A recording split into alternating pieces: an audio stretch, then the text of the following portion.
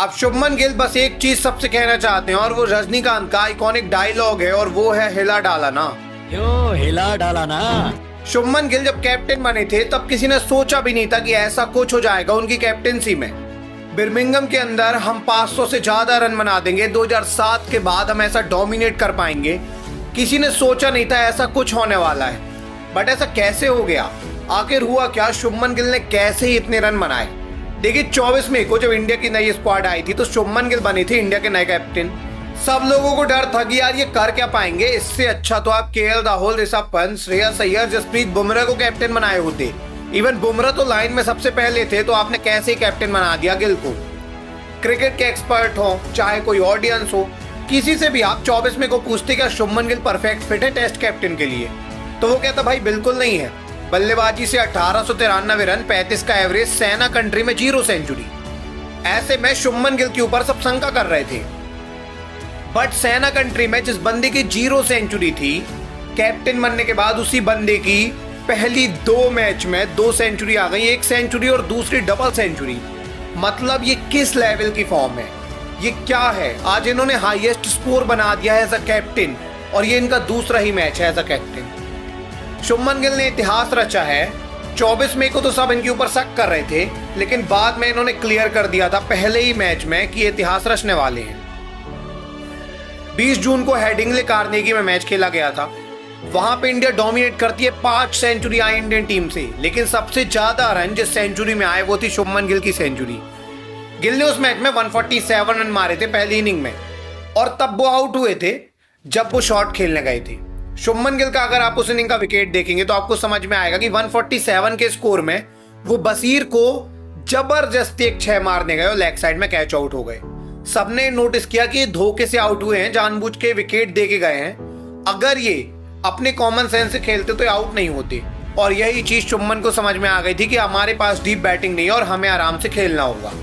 इस मैच में आपने देखा कि शुभमन गिल इतने आराम से खेले कि वो एक भी वैसा शॉट नहीं खेले जैसा शॉट उन्होंने लास्ट मैच में 147 के स्कोर में खेला था। इवन 100 रन के बाद भी वो वैसा शॉट नहीं खेले, 200 के बाद तक उन्होंने ऐसा शॉट नहीं मारा।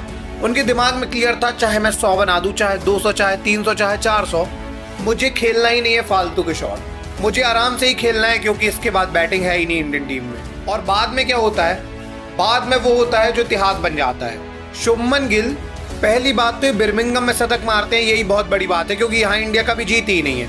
उसके बाद यहाँ दोहरा शतक मार देते हैं, सबसे बड़ा स्कोर बना देते हैं। उसके बाद 269 रन बना डालते हैं। एज अ कैप्टन ये किसी भी इंडियन कैप्टन के सबसे ज्यादा रन है।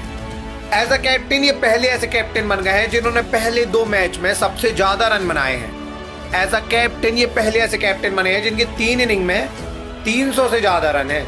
अब आप सोचिए कि जब तक शुभमन गिल कैप्टन नहीं थे तब तक इनका एवरेज 35 का था, लेकिन कैप्टन बनने के बाद आपको पता है इन्होंने 3 इनिंग के अंदर जो भी रन बनाए हैं वो 400 से ज्यादा हो गए। मतलब इनका एवरेज अभी 100 से ज्यादा का है।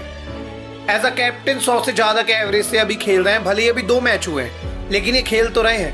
पहली बात, इन्होंने पहले ही मैच में सेंचुरी मार के विराट के रिकॉर्ड की बराबरी की और उसके अगले ही मैच में विराट के रिकॉर्ड को तोड़ दिया। As a captain Virat Kohli ने सबसे ज्यादा रन मारे थे इंडियन टीम में 254, लेकिन उस रिकॉर्ड को इन्होंने काफी इजीली तोड़ा 269 रन बना के। और सबसे कमाल बात यह है कि अभी इनका सेकेंड टेस्ट ही, अभी बहुत बड़ी लेगेसी बाकी है। मतलब ये बहुत सारे रिकॉर्ड तोड़ेंगे और कमाल ही कर देंगे।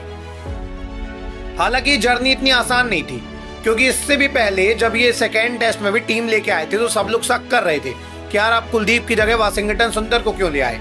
और इसका कारण ये था कि कुलदीप अच्छी बॉलिंग कर सकते हैं सुंदर से, बट बाद में सुंदर ने भी यहाँ 40 रन बनाए और एक अच्छी पार्टनरशिप बिल्ड की, तो सबको समझ में आया, इसलिए सुंदर को लेके आए थे।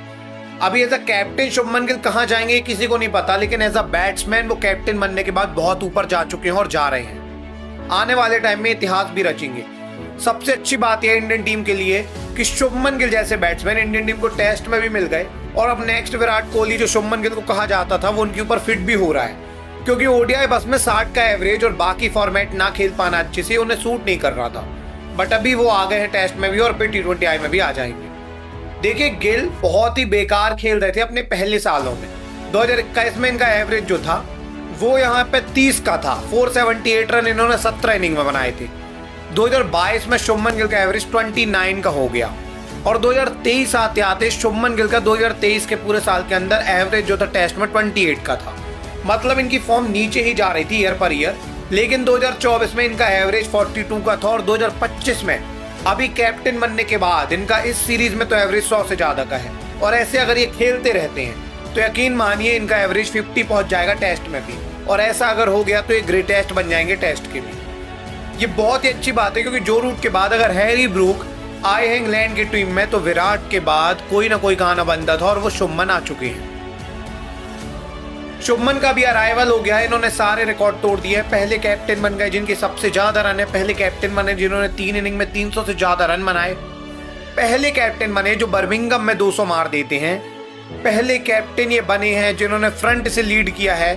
मतलब भाई पूरी की पूरी टीम इंडिया ने 587 रन बनाए, जिसमें 269 रन कैप्टन के हैं। मतलब कैप्टन फ्रंट से लीड कर रहा है पूरी टीम को, और ये हमें देखने को मिल भी रहा है। अब इंडिया इस टेस्ट में डोमिनेट कर पा रही है शुभमन की दम पे, और आने वाले टाइम में शुभमन एक अच्छे कप्तान भी बनने वाले हैं। आपको क्या लगता है शुभमन इस सीरीज में कितने रन बना सकते हैं और ये कितनी सेंचुरी मारेंगे, जरूर से बताइएगा।